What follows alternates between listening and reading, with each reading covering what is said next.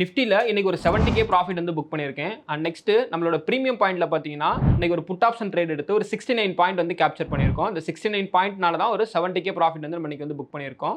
So ஓவராலாக நம்மளுக்கு Nifty வந்து நம்ம என்ன எக்ஸ்பெக்ட் பண்ணிட்டு இருந்தோம் அப்படின்னா நிஃப்டி வந்து ஒரு 22,800 வரதுக்கு ஒரு 3 வீக்ஸாக நம்மளோட எக்ஸ்பெக்டேஷனாக இருந்துச்சு. ஃபைனலி இன்னைக்கு 22,800 வந்து நிஃப்டி வந்து ரீச் பண்ணிடுச்சு. ஸோ இந்த நிஃப்டியை வந்து நான் எக்ஸ்பெக்ட் பண்ண ஒரு என்ட்ரி தான் இந்த வீடியோ நம்ம தெளிவாக வந்து பார்க்க போகிறோம். நிஃப்டி நான் மார்னிங் எக்ஸ்பெக்ட் பண்ணது என்னன்னா இந்த டிமாண்ட் ஏரியாவை பிரேக் ஆகுது அப்படிங்கிறப்ப நம்மளுக்கு மார்க்கெட் அப் ட்ரெண்ட் போகிறதுக்கான கன்ஃபர்மேஷன் இருக்குது அப்படிங்கிறத நான் வந்து எக்ஸ்பெக்ட் பண்ணேன். பட் எனக்கு ஸ்பாட்டில் பார்த்தீங்கன்னா 22,962 என்ட்ரி கிடச்சிச்சு. ஸோ ஸ்பாட்டோட ஸ்டாப் லாஸ்ன்னு பார்த்தீங்கன்னா 2320 வந்து ஸ்டாப் லாஸாக வந்து ஃபிக்ஸ் பண்ணேன். ஸோ 22,800 வரையும் நான் வந்து டார்கெட்டாக வந்து வெயிட் பண்ணேன்.